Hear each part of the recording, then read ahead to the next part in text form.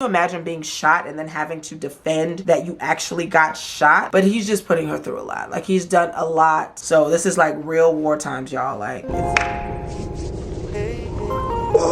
this is uncomfortable. Hi guys, welcome to another episode of Really Uncomfortable. My name is Comfort. We talk about any media topic that we feel like, and we feel like if it makes you uncomfortable, you probably should be talking about it. There has been a lot that has made me uncomfortable. I am going to hit a couple of media topics today. As you can see from the title, we are talking Kanye West and Kim Kardashian drama. We are definitely talking Meg Thee Stallion and Tory Lanez, child. That story's back around. Academics who inserted himself in the mix. And we are also going to be in our What Really Affects Your Real Life segment. We are going to be tackling exactly what's going on between Russia and the Ukraine and how it affects America and why everybody should be on alert. You know, so yeah, we're going to get into all of that. Go ahead and like, comment, and subscribe. Let me know your opinions on these issues even before I get into it. Hit the subscribe button and go ahead and hit the post notification bell so you'll be notified the next time I post a video, so I can bring the news to you guys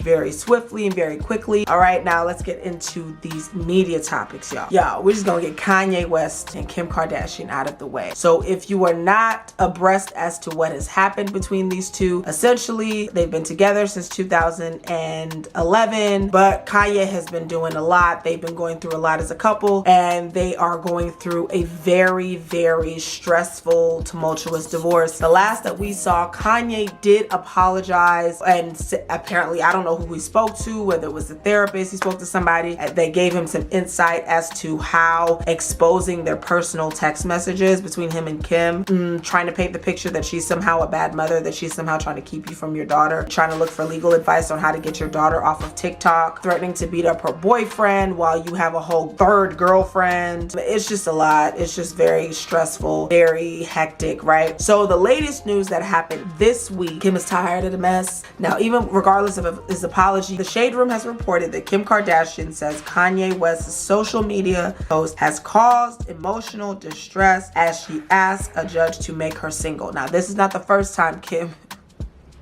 has asked for the judge to make her legally single after Kanye has made some sort of gesture. Kim has asked for this to stay private, and Kanye is not with keeping it private. He has claimed that he's so worried about the well-being of his daughter, that's why he doesn't want her on TikTok, but he continues to be public about these things. So I'm gonna read the full excerpt, and it basically says, according to documents obtained by TMZ, Kim expresses that she wants to be divorced as soon as possible. I don't blame you, girl. I don't promote divorce, but I understand. In the document, she flat out says, I very much desire to be divorced. She also states that she has asked Kanye to keep their divorce process private, but he has not done so. Kim continued to say Kanye has been putting a lot of misinformation regarding our private matters and co-parenting on social media, which has created emotional distress. While I wish our marriage would have succeeded, I have come to the realization that there is no way to move forward, essentially. She wants to be legally single. Feel like Kanye is just, I mean, I guess he's trying to get hold of his emotions right now, but he's just putting her through a lot. Like, he's done a lot. I mean, to be expected. He's just an erratic person in that way. I guess that's the creative genius of it all. Y'all can keep being Team Kanye, because I know there's a lot of people, she's trying to bring the black man down.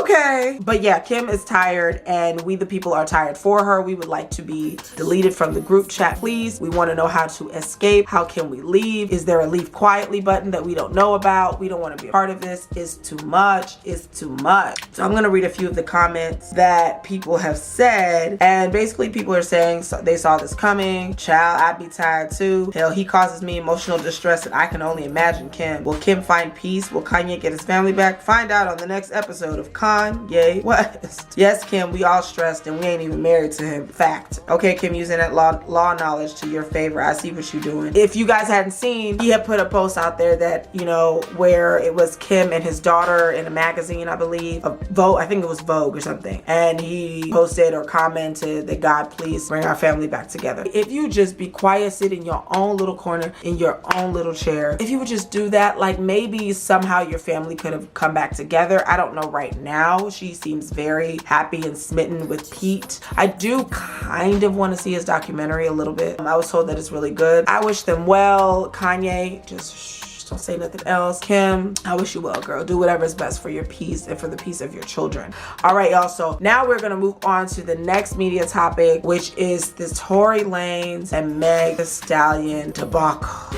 Y'all, this is so much. A lot has happened. So for those that don't know or don't recall, let me remind you, Meg Thee Stallion was out one night with her friends. I believe they were coming from Kylie Jenner's house or going to Kylie Jenner's house. And she and her friend at the time and Tory Lanez were all in a vehicle. Megan tried to leave the vehicle and Tory Lanez shot her in the foot, allegedly, right? That is what Megan has alleged. I stand with her. I believe her. But the case has to play itself out, right? They went to court for DNA results, right? To see if any of Tory's DNA was on the gun or the shell casings or something to tie him to shooting Megan. So what started some new drama and how academics, I guess he's a blogger. He's like a blogger of sorts, right? So basically DJ Academics somehow felt like he had some type of pull and obtained some type of document. He said, update, Tory Lanez trial adjourned till April with Tory's lawyer telling the court they have completed DNA results from the prosecution, which is very pleasing to his client. I saw this doc myself. It literally says it was inconclusive in finding Tory DNA on the gun or magazine. Now, one of y'all finna tell me my eyes deceived me. I ain't Trasha. Stop playing with me. Then he said, Meg gotta call the DA and ask him if it's true. I don't know why she up on here tagging me in posts like I just be making shit up. The trial was postponed to April, but the documents that he's talking about don't even make any sense. He doesn't even know what he's talking about, according to Megan and according to another journalist who is covering the case, right? So Megan says, what's even more effed up is this ish is all public record and nobody even cares to read. Only thing that happened in court today was it got pushed to April 5th. But y'all will get a live trending. Imagine how I feel reliving this ish every day publicly. It hurts. I'm so tired. And I feel so bad for her. Like, can you imagine being shot and then having to defend that you actually got shot and people really just like trolling you? When the findings come out, and I believe Megan, there's a special place in hell for that kind of disgusting liar. So Nancy Dillon, she's a Rolling Stone reporter, and she provides an update with the court transcripts. And she has said, update, I have transcripts from court reporter. This is what Tory Lanez's attorney said. We are in the process of actually retaining an expert with respect to DNA. So they haven't even run the DNA results because they don't even have an expert to review the results, to review the DNA. It is our hope that we will be able to review and confirm the LAPD's analysis, which from our standpoint was favorable. The precise nature of the LAPD analysis and its results were not disclosed or described. There is a discovery protective order on this case, so it is not public. So what academics went and picked up out of the trash can so that he could have a news story for himself is beyond all of us. We don't understand. I don't understand. It's ridiculous. It really just seems like he has some type of agenda, or maybe Tory's his homeboy. Academics came back and said, hey, I don't give about what you got with Tory. Y'all can play y'all PR games. We know what you and Rock Nation is doing. I don't care. Just don't try to bring in my brand in there. You literally a peon in the game. 1501 owns you and you beg them every time to drop a song. Girl, you can't lil nigga me never in your life. You literally signed to a nigga managed by a firm and signed to another conglomerate. You don't own nothing you put out. You literally won all your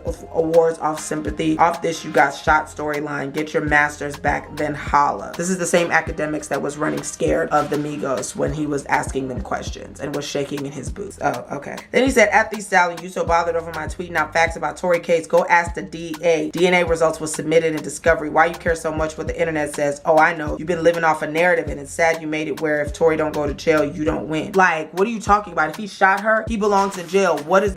Is this bro code? God forbid. So basically, because Tory was harassing her online, Megan said, you think it's okay to shoot me then harass me online and make it like this was some weird cat fight? What the actual is wrong with you? And so apparently text messages of Tory apologizing for right after that night. And obviously Megan put that out to let him know he was apologizing for shooting her. And so the text message says 7 minutes, phone died 3 minutes out. So apparently after the event is Meg, I know you probably never gonna talk to me again, but I genuinely want you to know I'm sorry from the bottom of my heart and I was just too drunk. Nonetheless, shit should have never happened and I can't change what did. I just feel horrible. And Megan said, lie your way out of this. If you ain't do shit, what you apologizing for? The lawyers got your phone records and mine, all your texts. They got you recorded on the jail phone talking to Kelsey, apologizing, begging us not to talk. She said that in response to him saying, you can't buy and tweet your way out of this one, not today. And I guess he's referring to the fake DNA results that didn't happen. Allegedly, child. Tory tried to put it out there. He said, good, had me in 2 best friends and I got caught. That's what I apologize for. It's sick how you spun it though. though. Hardison Fontaine, who is Meg's boyfriend, Meg's man, has stepped into the chat because, you know, he's not for that. He said, Tory Lanez, put the phone down. Let's link, you and me. Ain't nothing to talk about. Don't tweet nothing else. See me. And then Tory said, at party, we've had this encounter. You did nothing. Put your phone down, big fella. But if it's a fair one, if it's one-on-one, all party has to do is step on you and smear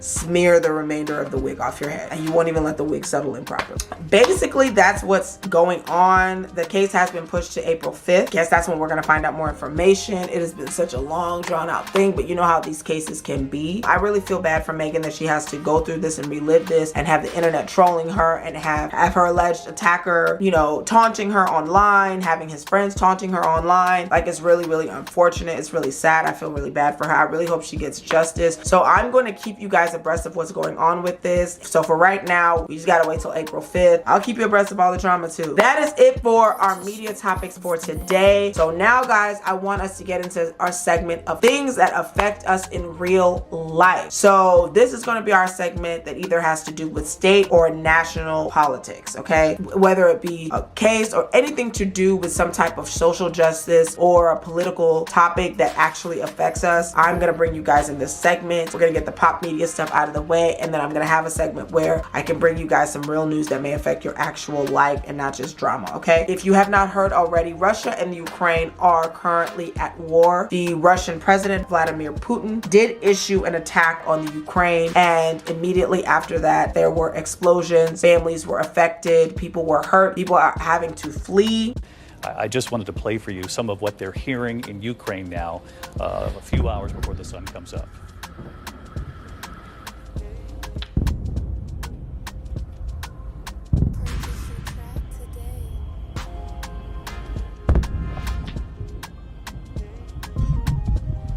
So I'm gonna basically explain to you guys what is actually going on so you can understand where we are and understand why Americans should care about this, okay? All right. Okay, so this is from the Chelsea Miller on Instagram. She is a journalist, and she's compiled it into a nice little slide for us, okay? So I'm gonna go through it. It says, it's no coincidence Russia is invading Ukraine on the heels of a global pandemic. Across the world, resources are depleted, militaries are weakened, economies are unstable, populations are exhausted.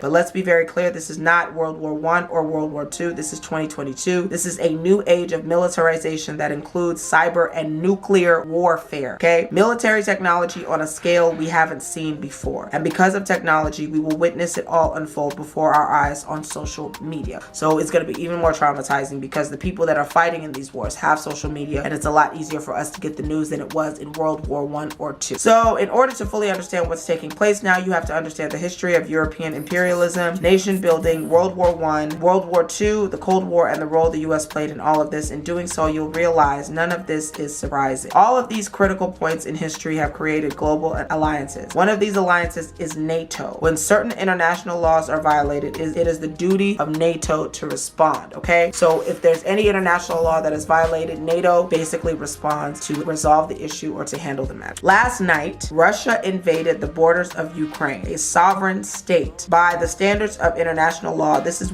was a declaration of war. It is a sovereign state, which means that it is basically covered and protected, right? But Russia did not care about that, and they went ahead and attacked. Ukraine is a partner nation of NATO. NATO must now respond. The United States, as a key member of NATO, must provide military support. So we as the United States have to provide military support to the Ukraine because it is a sovereign state, because we are a key member of NATO, and NATO, like I just said, responds when any international laws are violated. International law that has been violated is that a sovereign state has been attacked. So we have to provide the Ukraine with military support. So that's how we're involved. That is why President Biden has made an address, has spoken out against it, and has said that there will be consequences for Vladimir Putin declaring this war. Once NATO militarizes, Russia can then call on its allies. We are not on the brink, it's here. They are currently at war as we speak, right? Russia and the Ukraine are at war. Families have been sent off to safety zones, and and men between the ages of 18 to 60 are not allowed to travel. If they are well enough to fight, they will have to fight in a war. So this is like real war times, y'all. Like, it's very scary. So we have responded at this point to provide military support. Vladimir Putin has sent out a warning, has sent out a threat that anybody that interferes would have consequences, the likes that they have never seen.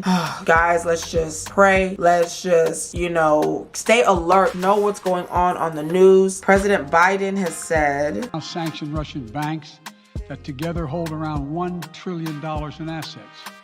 We've cut off Russia's largest bank, a bank that holds more than 1/3 of Russia's banking assets by itself. Cut it off from the U.S. financial system. And today, we're also blocking 4 more major banks. That means every asset they have in America will be frozen. This includes VTB, the second largest bank in Russia, which has 250. So we mean business and we have friends. I know you've got some new information. What's the latest? Well, some dramatic new information that really explains how quickly events are moving. Just 2 days ago, President Biden said that European Union leaders were not on board with essentially expelling some Russian banks from the SWIFT network financial system. That has changed. Just a few moments ago, a joint statement from the White House, as well as leading European Union nations, are saying now they are going to do that and target specific banks in Russia to expel them from the SWIFT financial network. What that is, it's the network that connects banks in Russia and indeed around the world, some 11,000 financial institutions. So what it does is it essentially closes them off.